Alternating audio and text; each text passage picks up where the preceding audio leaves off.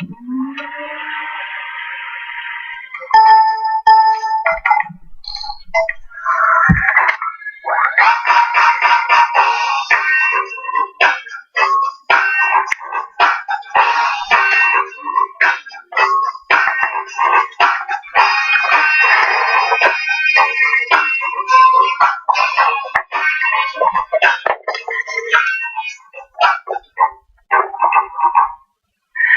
try to break me, but ain't no way I'm gonna run.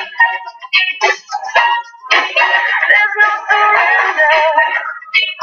I'm gonna fight until it's done. I got a wild card in me. I got a wild card in me.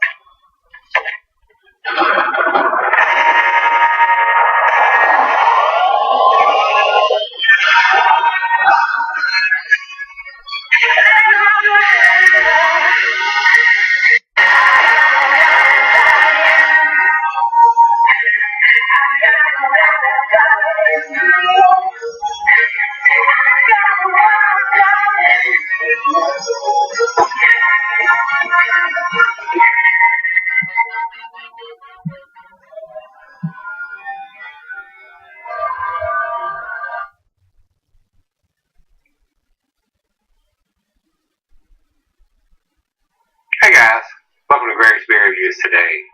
It's Beer 30. Let's go take a walk, see what's in the fridge today.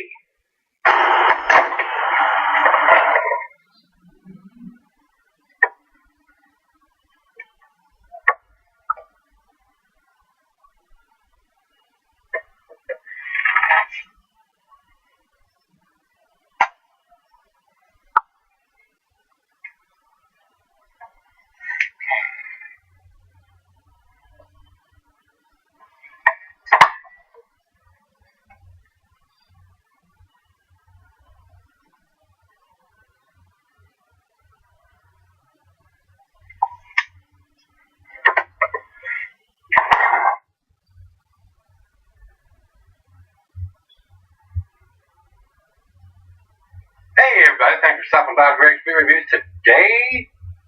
This ought to be a big treat, especially for me, this guy.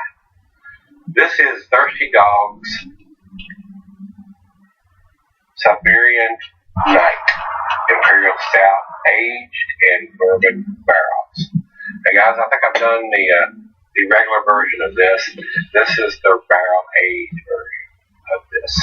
And it is a big beer, 11%. Says here on Red Beer that its IBUs are 62. I don't know if it has it here. Let's see. It says here, yep, best served at 44 degrees. IBUs are 58. It's 10.9% alcohol by volume. So the alcohol and the IBUs are wrong on Red Beer. They need to update your site. Over to Beer Advocate. Beer Advocate says 10.90, which is correct. But they don't have the IBUs listed here. And basically, the commercial description or the description on the bottle is the same that's written down here. And it says, we took our award-winning Siberian Night Russian Imperial Stout and aged it for 11 months. That's a long time. In fresh bourbon barrels. Fresh bourbon barrels. That means it's not had beer in it before. The result blew us away. The dark chocolate malt yields a milk chocolate flavor that blends perfectly with the vanilla flavor from the barrel. The bourbon aroma adds a finishing touch. It says the 2013 vintage is 10.9% at 58 IBUs. I did not see a date on the bottle. It looks like it may have had some kind of attempt to be stamped on the label here in the upper left-hand corner, but I cannot read it, guys. I cannot read it. And I think I bought this one in North Carolina when I went down through there in April. But being an 11%er or 10.9, that's pretty damn close to 11%. This beer is going to keep for a long, long time. It's got a nice full wrapper, and it's fairly loose. Should come off in one piece. Not like your Avery beers where it comes off in these teeny bitty pieces, or something that's dipped in wax where you got to cut and peel and try to get all that off, try to get down into your beer. I'm a bigger fan of this style of foil than I am that stuff that's stuck on with liquid nail super glue type foil where it comes off in little bitty pieces. And basically not a big fan of the wax. I mean, a lot of people say, oh, it keeps the air from getting in. Where's hockey? The beer is under pressure. It's trying to get out. The air is not going to get in unless you have a bad cap. Unless the capping process has failed. So, with it under pressure, the beer is trying to get out.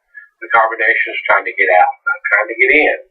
So, as long as the bottling machine or the capping process does its job, the air is not going to get in. It's not going to get in. It's not going to happen.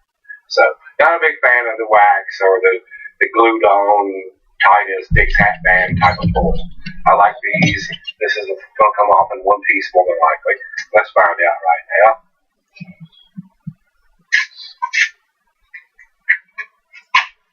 That's how it should come off, guys. That's the way it should be done. Not come off in little teeny bitty pieces. So, don't have a problem with them doing that. Got their standard thirsty dog with a beer mug in his mouth on the top. Nice green color on this one.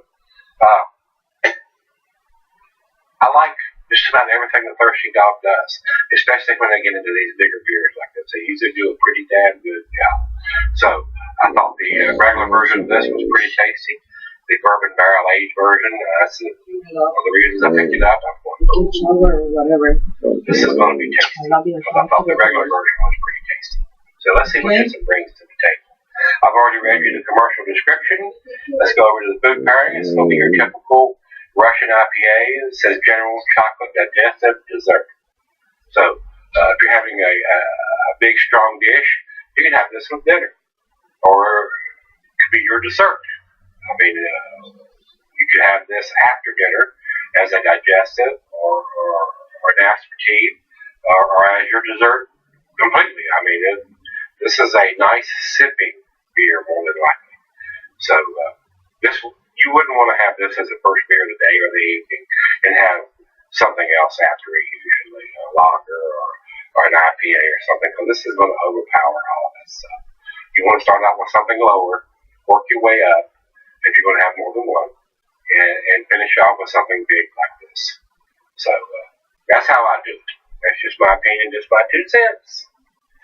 Alright, glass running pint, Bacchanalic tumbler snifter. I got the double glass for this one today, guys. The only disadvantage of this style of glass is the solid beer glass. It doesn't have a skinny part on the bottom where a lot of times I can see light through it to determine whether it's pitch black or not. The double glass has the tube shape and it comes down. There's no thin part of the glass. So a lot of times for in the solid beer glass and that little skinny part under the bottom there, I can see a little bit of light through that where I cannot in the double style. That's why I use that glass so much. It brings so much to the table, having the same basic shape, but also having that thin part in there where I can see some of the light, if it's possible, through the thinner part of the glass. In this glass, you cannot. I mean, most of the beers look pretty dark in this glass. So let's get the cap off of this one. See what this one brings. This is the final beer of the evening. Nice hiss. Into the glass we go. Looks pretty dark coming out of there. I can see just a little bit of light through the beer pouring it in. And it's pouring a fairly big head, so I ease up on that super aggressive pour. So I wanted to get it all into the glass. It's a 12-ounce bottle. 2 fingers of head, nice khaki colored, off-white tan colored head. Very tight bubbles in the center. Very creamy looking. Over to the light, I'm not seeing any in this particular glass, guys. Not even around the bottom corners or stuff. It looks pretty black. That's why I use the other glass so much. I mean, it gives me that little bit of thin part on the bottom for it. A lot of times I can see some red ruby tinges of light coming through it, where this one does not provide me with that option. So, still a great glass. I like the solid beer glass better than this. And this one is just a little bit thinner than that one. Solid beer glass is so thick and heavy. It's my favorite glass. It's the best glass that I have. And as you can see, there's a lot of glasses back here that I do not use. And there are some in the kitchen that I use regularly. I've just about given up on the pint glass unless I'm drinking a go-to beer. Something I'm not reviewing. And I'll use the pint glass. So, looks pretty good in the glass. Down to about a little less than a finger of hand. Let's get another one. Getting the bourbon. A lot of sweet, rich, almost to the burnt characteristics of the malt. A lot of times they use that super dark malt to brew these beers. That's a lot of times. Just about all the time. You wouldn't brew a crystal 30 or 40 level bond to brew something like this. You're going to use some black patent or some chocolate malt or something that's been roasted to brew something this dark. Maybe some hints of some brown sugar and some dark fruit in there. Little bit of chocolate going on. But the bourbon is overpowering everything right now, freshly poured out of the bottle. That's why I always let these beers come up to room temperature when I come back from the final jug to see how they change. Because a lot of times it does. You get a little bit more of coffee and vanilla and darker fruit and stuff like that, tobacco, once it comes up to room temperature. And I have some friends, some other reviewers, that won't even drink a beer like this right out of the fridge. They'll take it out and set it on the counter for 30, 45 minutes, an hour before they even pour it into the glass, before they review it. Just to bring it up to room temperature to get a more appropriate smell. But I like to start off with it right out of the fridge and let it warm up as I'm drinking it. Just me. It's just me. If you don't like that, do it the way you want to do it. Smells wonderful. It's that time. Let's get it on. Cheers, everybody.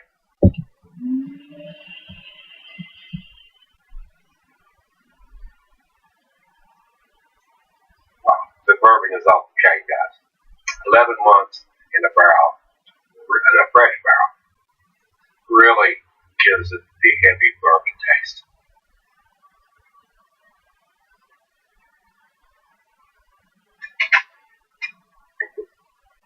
Molasses, brown sugar, caramel, coffee, dark fruit, hints of licorice in this one. Maybe a little bit of tobacco.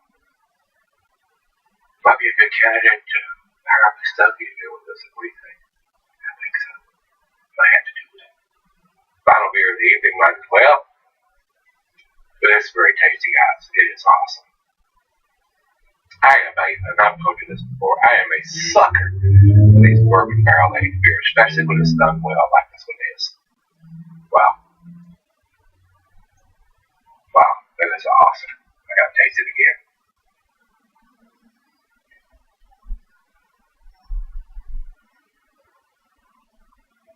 Small sips. Enjoy it. Don't suck this down. Don't chug this down.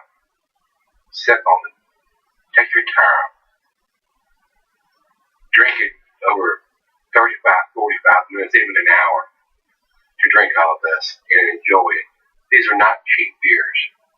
A lot of these bourbon barrel aged beers are fairly pricey. And most of the time, not all the time, but most of the time they'll come in 4-packs because they are a little bit more pricey. It costs a little bit more to do this style of beer, being this big of a beer, and then on top of that, being in a bourbon barrel aged and setting somewhere, taking up space for 11 months before they bottle it.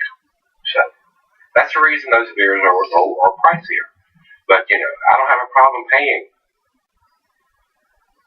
$8 to $15 depending on the beer and the ABV and how long it's been in a bourbon barrel. Don't want to be paying $30 for a 12-ounce bottle. That's a little bit of a gouge, in my opinion. When there are beers out there that cost that kind of money, especially if it's in a bomber instead of a 12-ounce bottle. So, and I don't remember what I paid for this beer, but I don't think it was cheap. It was probably at least a $10 beer for a 12-ounce bottle. And I don't have a problem with that, because I don't drink these all the time. I don't drink them every day. These are beers that you want to, and even a 12-ounce, you can share this with somebody. Pour half of it in one glass and half in another. Share it with your better half, your girlfriend, or whoever, your boyfriend, or whoever. It doesn't really matter to me. I'm not into any of that. But whoever you choose to share it with, you could, because this is not a macro lager. You're not going to buy 18 or 24 of these for $10 or $15. It's just not going to happen. It costs a lot more to brew these style of beers, and they're what I call special occasion beers. It's like I said, don't drink them every night. This is something you want to share with somebody special or for a special occasion. But anyway, let's let it warm up, share a couple sips with her, and maybe fire up that stogie like I was talking about, and sip on it for about 45 minutes and see where this one ends up. Seems like an 8 beer right now. I'll be right back. Alright guys, I'm back. Been sipping on this about 45 minutes. Very, very, very tasty. Very unusual. It looks like they've attempted to put the date on the upper corner of the left side of the upper label. And it's smeared off. That's very unusual for you to be able to smear that ink off on something that's printed on the label like that. So, don't know what's up with that, but I'm pretty sure that's what's happened here. I cannot read it at all, guys. Not at all. So, they've attempted to put the date on it, but it's been smeared off. So, whether somebody put their finger on it while the ink was still wet or whatever happened, I cannot read the date on the bottle. They've attempted, but it's not legible. I cannot read. And it's not so critical on these style of beers. It's this big, 11% Russian Imperial Stout, bourbon barrel aged on top of that. But I would like to be able to read it. I mean, it's if you wanted to do a vertical of this, buy one this year, or buy next year's, or last year, or the year after, and do a side by side, you don't know when the beer was put in the bottle. So I just wish they would write it where it's not easily rubbed off. And they don't have to. I told you this on a couple beer reviews ago. Unless the state that they're distributing requires them to put that information on there, they're not required to. So that's just the world we live in the craft beer world. So it's very nice. It's very, very nice beer, guys. Let's do the final chug here. Wonderful bourbon notes on this.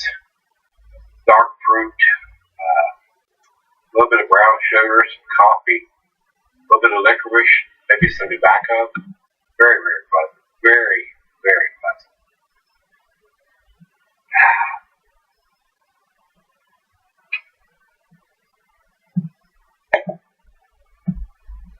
Wow.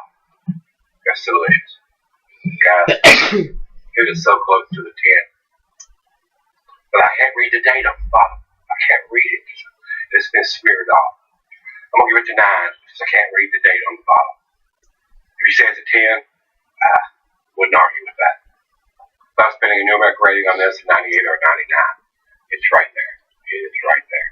I love these style of beers. I really do. Blows my hair back, my socks off, and all that kind of stuff. Over to Beer Advocate, they say 93 in the outstanding range. It's a tad better than 93. And over to Gregsbeerreview says overall 99 and 91 in the style. So 90s all around. Like I said, if I was putting a numeric rating on this, it would be a 98 or a 99. It's pretty damn tasty, pretty impressive. A great final beer of the evening, and that's what this is. I'm done for the evening. It's awesome. It's awesome. So if you've had this one from Thirsty Dog, this is their barrel-aged Siberian Nights, which is a Russian Imperial Stout aged in bourbon barrels. Let me know what you think. I loved it. Pretty damn tasty. Alright guys, come on back tomorrow. Let's go see what's in the fridge. See everybody then. Hey guys,